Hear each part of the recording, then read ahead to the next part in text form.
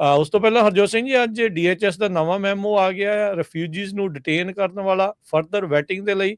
ਦੱਸਿਓ ਇਹਦੇ ਵਿੱਚ ਕੀ ਜੀ ਜਿਹੜਾ DHS ਦਾ ਮੈਮੋ ਦੱਸ ਰਿਹਾ ਹੈ।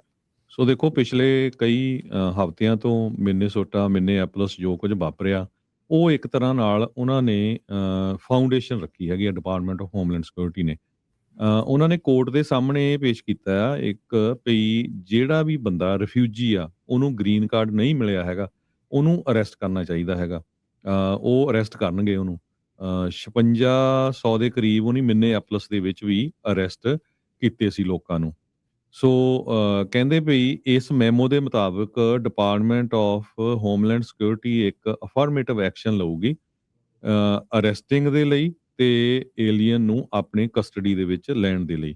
ਇਹ ਆਈਸ ਦੇ ਡਾਇਰੈਕਟਰ ਟੌਡ ਐਮ ਲਿਓਨਸ ਤੇ US ਸਿਟੀਜ਼ਨਸ਼ਿਪ ਤੇ ਇਮੀਗ੍ਰੇਸ਼ਨ ਸਰਵਿਸਿਜ਼ ਦੇ ਡਾਇਰੈਕਟਰ ਜੋਸੇਫ ਐਡਲੋ, ਉਹਨਾਂ ਨੇ ਇਹ ਜਿਹੜਾ ਮੈਮੋ ਜਾਰੀ ਕੀਤਾ ਹੈਗਾ। ਸੋ ਅੱਜ ਵਾਸ਼ਿੰਗਟਨ ਪੋਸਟ ਨੇ ਇਹਦੀ ਜਿਹੜੀ ਕਾਫੀ ਡਿਟੇਲ ਦੇ ਵਿੱਚ ਇਨਫੋਰਮੇਸ਼ਨ ਦਿੱਤੀ ਆ ਵੀ ਜਿਹੜੇ ਵੀ ਕਿਸੇ ਬੰਦੇ ਕੋ ਗ੍ਰੀਨ ਕਾਰਡ ਨਹੀਂ ਹੈਗਾ, ਅਜੇ ਮਿਲਿਆ ਨਹੀਂ ਉਹਨੂੰ, ਤੇ ਉਹਨੂੰ ਜੇ ਉਹ ਐਜ਼ ਏ ਰਿਫਿਊਜੀ ਆਇਆ ਸੀ, ਉਹਨੂੰ ਪੋਲੀਟੀਕਲ ਅਸਾਈਲਮ ਕੀਤਾ ਸੀ, ਅਪਰੂਵ ਵੀ ਹੋ ਗਿਆ ਸੀ, ਪਰ ਗ੍ਰੀਨ ਕਾਰਡ ਨਹੀਂ ਆਇਆ, ਉਹਨੂੰ ਡਿਟੇਨ ਕਰ ਸਕਦੇ ਆ ਇਨਡੈਫੀਨਿਟਲੀ ਫॉर ਰੀਸਕਰੀਨਿੰਗ। ਇਹ ਪਹਿਲਾਂ ਵੀ ਤੁਹਾਨੂੰ ਅਟਾਰਨੀ ਜੇ ਤਿਰਕੀਆਣਾ ਦੱਸਦੇ ਰਹੇ ਆ, ਪਰ ਇਹ ਪਾਲਿਸੀ ਦਾ ਜਿਹੜਾ ਸ਼ਿਫਟ ਆ, ਇਹ ਬਹੁਤ ਜਿੱਦਾਂ ਤਕੜਾ ਸ਼ਿਫਟ ਆ, ਕਿਉਂਕਿ ਪ੍ਰੈਜ਼ੀਡੈਂਟ ਬਾਈਡਨ ਹੋਣਾ ਦੇ ਸਮੇਂ ਦੇ ਉੱਤੇ ਇਹ ਇੱਕ ਮੈਮੋ ਜਾਰੀ ਕੀਤਾ ਗਿਆ ਸੀ। ਉਹਦੇ ਵਿੱਚ ਇਹ ਕਿਹਾ ਗਿਆ ਸੀ ਵੀ ਨਹੀਂ, ਜੇ ਕਿਸੇ ਦਾ ਕੇਸ ਅਪਰੂਵ ਹੋ ਜਾਂਦਾ ਆ ਤੇ ਉਸ ਨੂੰ ਅਰੈਸਟ ਨਹੀਂ ਕੀਤਾ ਜਾ ਸਕਦਾ। ਪਰ ਹੁਣ ਉਸੇ ਮੈਮੋ ਨੂੰ ਜਿਹੜਾ ਆ ਰਿਵਰਸ ਕਰ ਦਿੱਤਾ ਗਿਆ। ਕਹਿੰਦੇ ਵੀ ਉਸ ਮੈਮੋ ਦੇ ਵਿੱਚ ਕੁਝ ਖਾਮੀਆਂ ਸੀਗੀਆਂ, ਇਸ ਕਰਕੇ ਉਹਨੂੰ ਜਿਹੜਾ ਰਿਵਰਸ ਕੀਤਾ ਗਿਆ ਤੇ ਹੁਣ ਕਿਸੇ ਨੂੰ ਵੀ ਉਹ ਅਰੈਸਟ ਕਰ ਸਕਦੇ ਆ। ਜੀ ਜੀ, ਬਿਲਕੁਲ। ਸੋ ਇਹ ਵੱਡਾ ਜਿਹੜਾ ਚੇਂਜ ਆ ਉਹ ਇਸ ਦੇ ਵਿੱਚ ਆਇਆ। ਸੋ ਜਿਹੜੀ ਨਵੀਂ ਪਾਲਿਸੀ ਆ 2010 ਦਾ ਜਿਹੜਾ ਪੁਰਾਣਾ ਮੈਮੋ ਆ ਉਸ ਨੂੰ ਵਾਪਸ ਲੈਂਦਾ ਆ। ਜਿਹੜਾ ਕਹਿੰਦਾ ਸੀਗਾ ਵੀ ਜਿਹਨੇ ਅਪਲਾਈ ਕੀਤਾ ਹੈ ਲਾਫੁਲ ਪਰਮਾਨੈਂਟ ਰੈਜ਼ੀਡੈਂਸੀ ਦੇ ਲਈ within the year living in US, ਉਹਨਾਂ ਨੂੰ ਜਿਹੜਾ ਉਹ ਨਾ ਇਸ ਤਰੀਕੇ ਦੇ ਨਾਲ ਕੀਤਾ ਜਾਵੇ। ਪਰ ਨਵੇਂ ਮੈਮੋ ਦੇ ਵਿੱਚ ਕਹਿੰਦੇ ਆ ਵੀ ਜਿਹਨੂੰ ਅਜੇ ਤੱਕ ਬੇਸਿਕਲੀ ਗ੍ਰੀਨ ਕਾਰਡ ਹੈ ਨਹੀਂ, ਉਸ ਨੂੰ ਡਿਟੇਨ ਕੀਤਾ ਜਾ ਸਕਦਾ ਆ ਇਨਡੈਫੀਨੇਟਲੀ ਰੀਸਕਰੀਨਿੰਗ ਦੇ ਜਿਹੜੇ ਉਹ ਛਤਰੀ ਦੇ ਹੇਠਾਂ।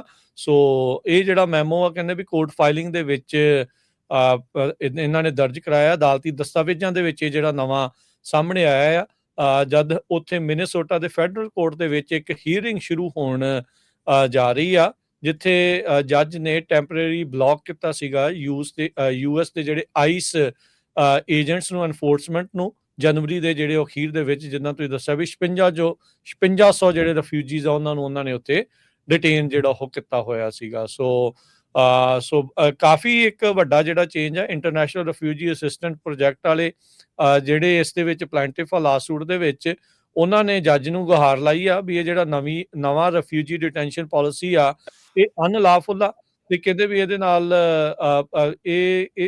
ਇਸ ਨੂੰ ਜਿਹੜਾ ਪਾਲਿਸੀ ਅਨਲਾਫੁਲ ਆ ਤੇ ਇਹਦੇ ਨਾਲ ਜਿਹੜੇ ਰਿਫਿਊਜੀਜ਼ ਮਿਨੇਸੋਟਾ ਦੇ ਵਿੱਚ ਆ ਉਹਨਾਂ ਨੂੰ ਅਰੈਸਟ ਹੋਣ ਤੋਂ ਬਚਾਇਆ ਜਾਣਾ ਚਾਹੀਦਾ ਆ। ਸੋ ਇਹ 14 ਫਰਵਰੀ ਨੂੰ ਜਿਹੜਾ ਹਰਜੋਤ ਸਿੰਘ ਜੀ ਇਹ ਜਿਹੜਾ ਮੈਮੋ ਆ ਜੋ ਕਿ ਕੱਲ ਆਪਣੇ ਸਾਹਮਣੇ ਪੇਸ਼ ਹੋਇਆ ਆ, ਉਸ ਦੇ ਬਾਰੇ ਇਹ ਜਿਹੜੀ ਚਰਚਾ ਹੈ ਇਸ ਟਾਈਮ ਚੱਲ ਰਹੀ ਹੈ। 18 ਫਰਵਰੀ ਨੂੰ ਹੈ। 18 ਸੋ ਜਿਹੜਾ ਰਿਫਿਊਜੀ ਸੈਟਲਮੈਂਟ ਗਰੁੱਪ ਪੂਰੇ ਅਮਰੀਕਾ ਦੇ ਵਿੱਚ ਆ, ਉਹ ਬਹੁਤ ਅਪਸੈਟ ਆ। ਕਹਿੰਦੇ ਸਾਨੂੰ ਡੀਲ ਤੱਕ ਵੀ ਨਹੀਂ ਕੀਤਾ ਗਿਆ, ਸਾਡੇ ਨਾਲ ਗੱਲ ਤੱਕ ਵੀ ਨਹੀਂ ਕੀਤੀ ਗਈ, ਸੀਕ੍ਰੇਟਲੀ ਇਹ ਡਰਾਫਟ ਕੀਤਾ ਗਿਆ ਹੈਗਾ।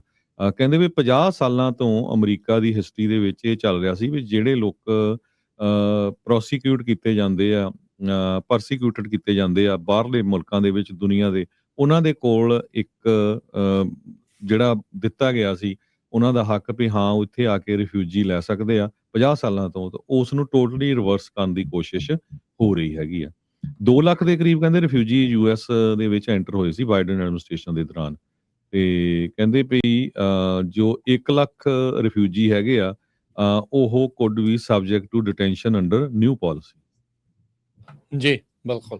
ਸੋ ਇਹ ਵੱਡਾ ਜਿਹੜਾ ਸ਼ਿਫਟ ਆ ਉਹ ਆਪਾਂ ਓਵਰਆਲ ਜਿਹੜਾ ਇਸ ਦੇ ਵਿੱਚ ਦੇਖ ਰਹੇ ਹਾਂ ਜੀ। ਤੇ ਹਰਜੋਤ ਸਿੰਘ ਜੀ, ਹੁਣ ਆਪਾਂ ਟਰੱਕਿੰਗ ਵਾਲੇ ਪਾਸੇ ਨੂੰ ਵੱਧਦੇ ਹਾਂ, ਟਰੱਕਿੰਗ ਦੀ ਜਿਹੜੀ ਗੱਲਬਾਤ ਕਰਦੇ ਹਾਂ।